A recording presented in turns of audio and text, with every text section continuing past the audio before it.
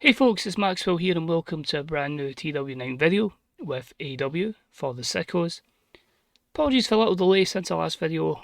I was expecting to be hammering these videos out, properly get a bit of momentum, and then I took no well, and I was sick for a week, so that was fun. But that's me finally on the road to recovery, feel a good bit better.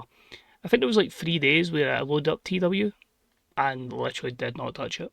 The save or my offline one as well, so hopefully now I've got a nice wee run of time off so I can get battering through these episodes and gain a bit of momentum. Because trying to remember where I was at was not fun either.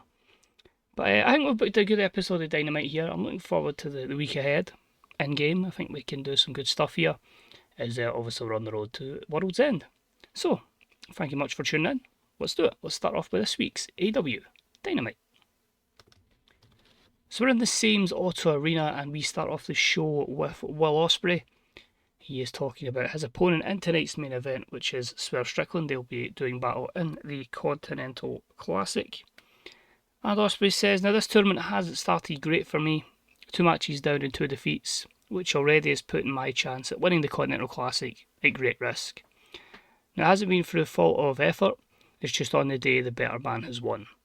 That brings me on to tonight. I'll be facing an old friend, a mentor, and someone I know deep down is a good man. But Swerve, that has to go out the window tonight. I have to win. I have to get points on the board because I want championships.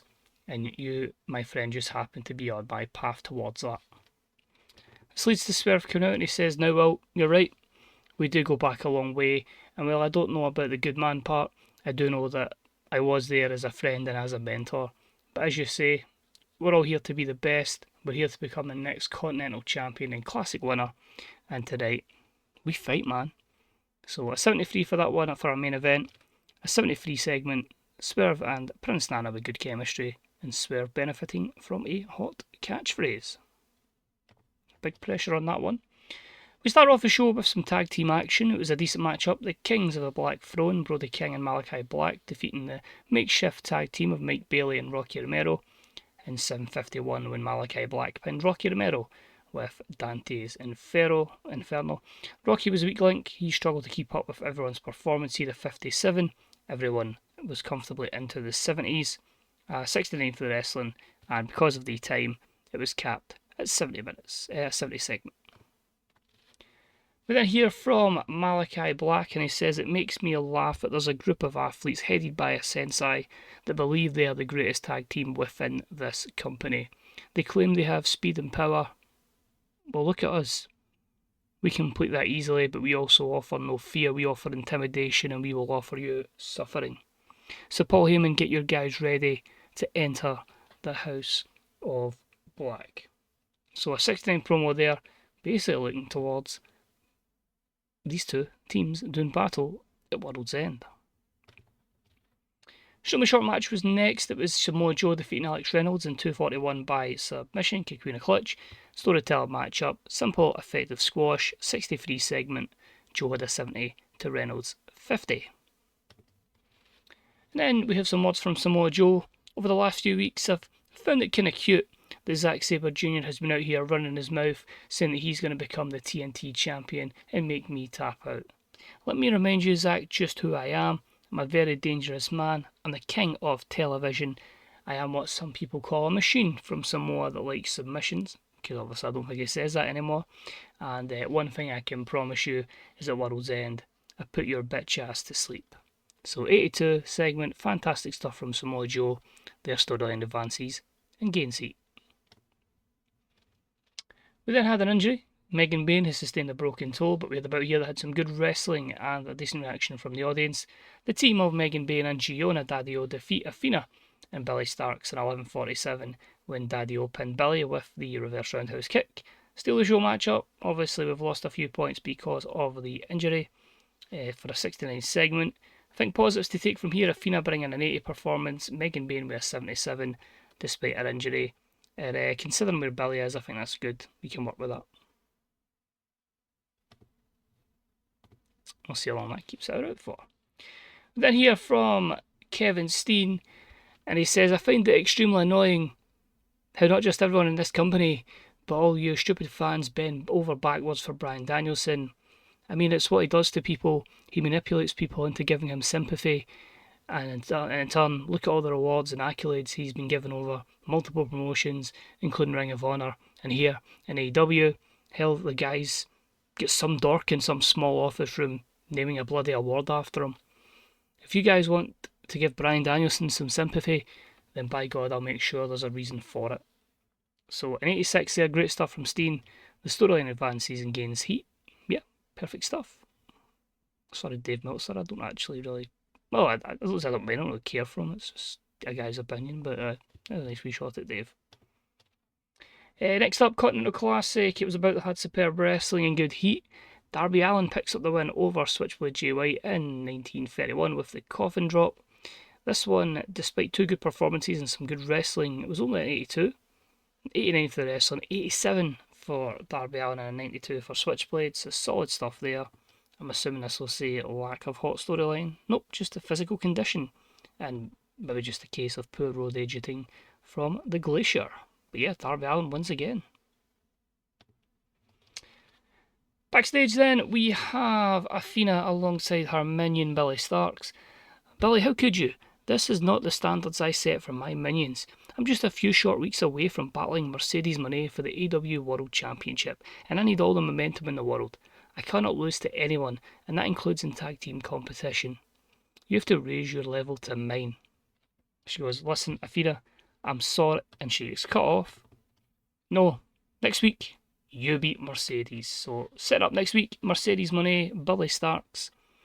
And that was a 63 segment, the storyline advances and gains heat. We then hear from our next competitor in the Continental Classic. It's going to be Mark Briscoe battling Rush. And he says, tonight, I know I'm in for a fight. That's terrible timing for me. You can tell I don't double check this. I've got the bull, and that bull, I'm going to grab him by the horns, and I'm going to break them. I'm going to snap them. We might not have any bulls in my farm, but we don't tolerate bullshit either. I'm winning this, and I'm winning the goddamn tournament. So a 75 there for Mark Briscoe. There's promo on Rush. Their matchup had a wild brawl. They had some good wrestling and a decent reaction from the crowd as Mark defeats Rush in 1406 with a froggy bow. A 66 for Mark Briscoe and 91 for Rush. Fantastic stuff from him. Both guys with pretty good chemistry that lifted the match up. An 80, pretty solid stuff there. Briscoe is getting a little bit stale, so I'll need to keep a mental note of that. We then hear from Mercedes Moné. Athena, you make me laugh.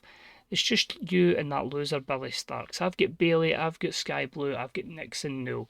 But don't worry, next week I'll step in the ring with your minion and I'll show you at World's End that what happens to Billy is what's going to happen to you. And then that evil Mercedes laugh that she does. A 74 there, storyline advances and gains heat. Should we main event time? And it was about that had superb wrestling and good heat as Will Ospreay defeats Swerve Strickland in 22-11 with a hidden blade. An 85 for the wrestling, a 73 crowd, 83 segment. Both guys have pretty good chemistry together, though Swerve only brought a 79 to Will's 92, so he gets Will off the board. And Swerve Strickland, after 2 matches, 0 points. So of course, remember, both the Continental Classic groups will round up at the end of the video. So overall, a 79, popularity increased to 3 regions. Fans were disappointed. I think it's more because I'm forwarding them in angles rather than matches. But that's fair. I really should have just made the Continental Classic an angle storyline, but it is what it is. I'm looking forward to January and just refreshing a lot of it. But yeah, pretty positive stuff there. Good few programs up and moving. An instance before Rampage. Nope. But never mind Rampage. Let's jump to Collision. So we're straight into Collision with some Continental Classic action from the Blue Collision group and from the Mobile Civic Centre Arena. We start off with a bout that had some superb wrestling and a decent reaction from the crowd as Kyle Fletcher defeated Eddie Kingston in 14:30 by using the ropes for leverage, so a bit of cheating there from Fletcher. The match was designed to go out and steal the show, and I feel like they've done okay there. The wrestling was an 85, the crowd a 69, the segment was a 79, both guys with good performances, 82 and 89 respectively. Obviously lost a few points due to the lack of psychology, so that penalty was quite effective. But I still feel overall, good stuff there and that's a massive win for Kyle Fletcher. We then have Excalibur go over a small vignette here. Over a decade ago, a young Konosuke Takeshita did battle against a good friend of Sammi Zayn in the form of El Generico.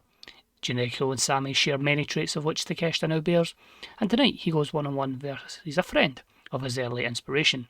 Who will come out on top in the Continental Classic? Stay tuned for tonight's main event and what will be an epic encounter.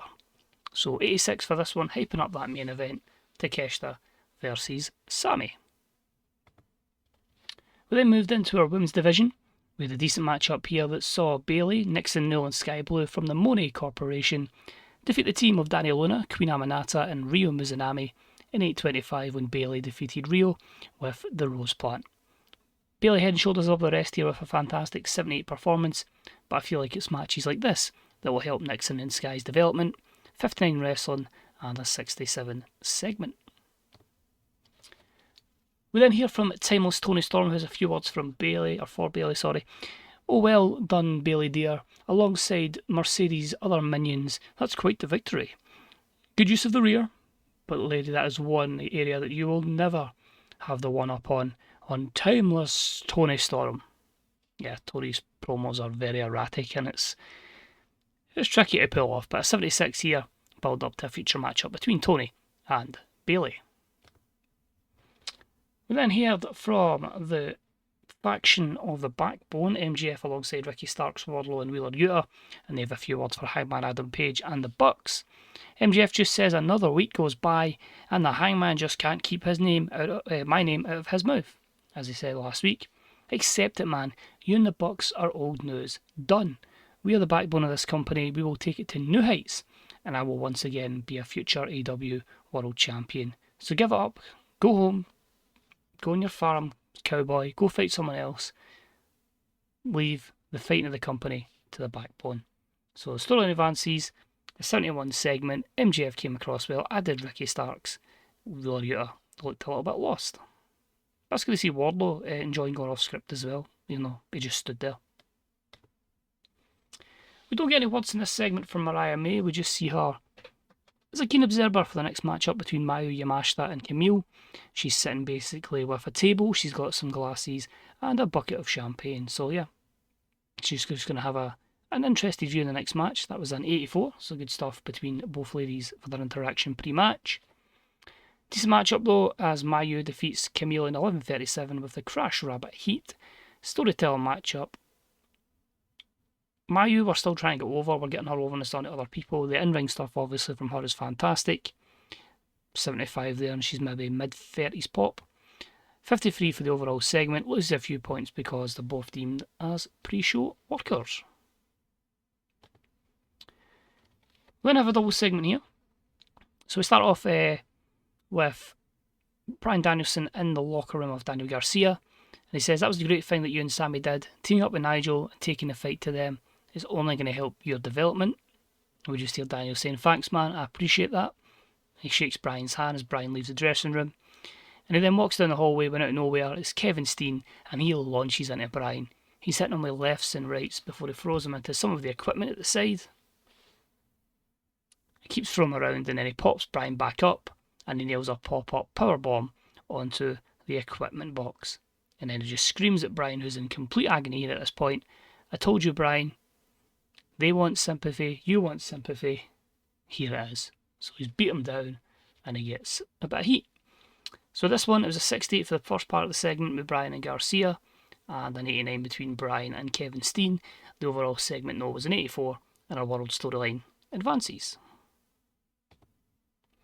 Next up is a wild brawl that had some superb wrestling and good heat, as Okada defeated Claudio Castagnoli in 14:01 with the Rainmaker. I was unsure who to put over here, but I think we need to keep Okada strong. 86 for the wrestling and a 77 segment. Claudio brought a 77 to Okada's 95, so he really suited the wild brawl. I think you're probably limited by being under 15 minutes. You can see here both guys struggling with physical condition, and because both are heels, but more points for Okada. We then hear from Ilya Dragunov, and he says, in 2 weeks I will face Walter for the AEW International Championship, but I think I need a tune-up debut match before that. So next week, allow me to do battle and combat. Someone step up and let's fight. So for Walter, there's no excuses. So a 67 promo, hyping up a Dragunov match next week on Collision. The Walter's Next Challenge storyline advances. And our main event, and about that had great wrestling and good heat. Sammi Zayn and Konosuke Takeshita draw. It should be in 30 minutes. It should have been a time limit draw, but done double count out. Everything about the matchup was specifically designed to make it epic. Felt these two would go really well. Sammy only had a 68. Takeshita brought a 95. And that's with both of them having pretty good chemistry. Wow, we have not worked with Sammy well so far. 81 wrestling, 72 crowd, 83 segment. So 1 point each in the group. Sammy was penalised for struggling to perform a level with a slow build. That's fair, and his physical condition. So I think we probably could have been a good bit higher there. Sammy, obviously, a little bit of an off day. So overall, 77. The show didn't have any popularity changes. We don't gain in Oceania because of the lesser networks for Collision. Mayu was used too much. Again, I keep repeating it. My storylines are mostly angle based rather than actual matches, but I think we'd have passed that again if we put the classic as a storyline, which we haven't. But yeah, overall, I feel that's a pretty solid episode. We've got an idea of where we want to go. As I say, all the matches that are planned at the moment for World's End are happening, so I'm pretty happy with that. No locker room incidents, so I'll go ahead and book Shockwave. We'll have a look at the week in AEW, and then we'll have a look over Shockwave and Rampage's results. It's time for our usual look at AEW and what's happened in the world in TEW this week. Massive note that I kind of forgot. Should have been MJF versus Johnny Gargano that I had mentioned the week before. Because obviously I hadn't booked it in that long and it wasn't well. Completely forgot it until after I'd recorded that particular show. So we've done an angle for it on Shockwave, and I've made a note to remind me to book it next week's Collision. Not ideal for me, but again, it's just one of those things. I try and note down as much as possible, but memory sometimes bad. So I didn't forget. Oh, I did forget, but I have remembered. So that matchup will take place. So let's have a look here. Anything that directly affects us. Shockwave, pretty good. Fans seem to enjoy the show. I just noticed here, temperature sore. Oh well, fair enough. Western Australia. I was going to say it's December, but no, that makes sense. I don't think there's anything there that directly affects us too much. Ring of Honor had a show. Ben Carter did well. Contract-wise, Don Callis renewal. That's fine. All good. Negotiating a renewal with Hikaru Shida and bringing in Starlight Kid on a handshake deal because she's not away from Stardom, but was really try and add a bit of depth to the women's division. It's tricky trying to book the women's division because in this save, obviously, I have the 4 shows, but obviously 2 main, 2 B. On my offline save, I have a strict women's only show where I'm getting all of them are getting the reps in, and hopefully it's a development. So, okay, the man in the mask. Well, William Regal's here, but well, obviously we're going to make sure we keep our main commentator. WWE have offered 23 grand. Well, surely if we offer that, he'll just stay with us. Fair enough, as long as we're short of money. Collision, 1.3 million viewers. Shockwave, 2.9. Jeff Jarrett says Wardlow doesn't get it. So, a quick rundown. First and foremost, we've got some tournaments to look at. So, we'll start off with the gold group on Dynamite. So, you can see there we have Darby Allin with 3 wins out of 3. We have Mark Briscoe with 2 wins from 2. Jay White, Rush, and Will Ospreay have 1 win each, although 2 defeats all, so they pretty much need a perfect record going forward. And Swerve Strickland needs 3 wins and hope everyone else has a disaster, as he has had no victories so far. Over on Collision, you can see at the moment it is Okada who's took the lead with 9 points. We have Kyle Fletcher with 6. Takeshita is with 4. He's 1-1-1 draw and 1 defeat. Eddie Kingston and Claudio Castagnoli have 3. And another one that's not a great transition over from the World Wrestling Entertainment, and that is Sammi Zayn with 1 point. But obviously, roughly 2 free matches to go. The ones that we get free, we might be tight. I probably might need to put a match up on a B show, or I might just make it one special Collision at the end and make sure we wrap everything up. At least I think the ones that have the extra match up is more Dynamite. So that is Swerve and Mark Briscoe. We'll figure something out. And hilariously, I don't think they've already faced each other.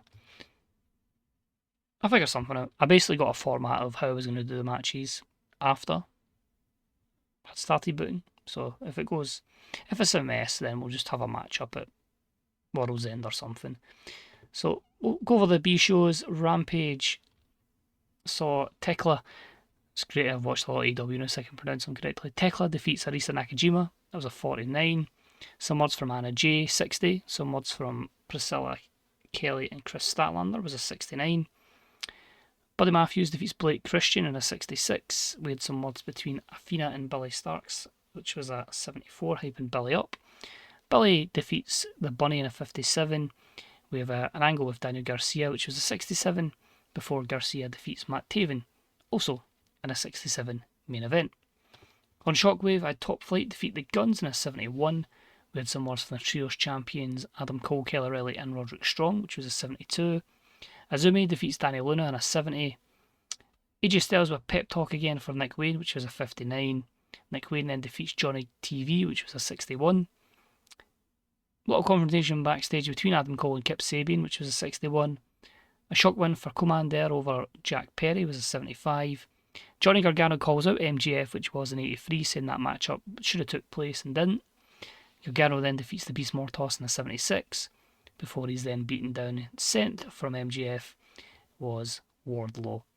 So we'll just do that one, but we'll still do MJF Gargano next week. I've wrote it down, so hopefully I won't forget. So that's it for this week in AEW. We're now on the road 2 weeks to World's End, and hopefully now I have a good run where I can book a lot of shows and everything can flow well. So as always, thank you very much for watching. I say apologies for the delay. I'll feel better now. So let's do it. As always, check out the Fantasy Booker subreddit, Gravelog Software, forums, twdb.com and beethebooker.net. And I'll hopefully see you in a few days' time for the next episode of the week in AEW for the Sickos. Take it easy. Bye-bye.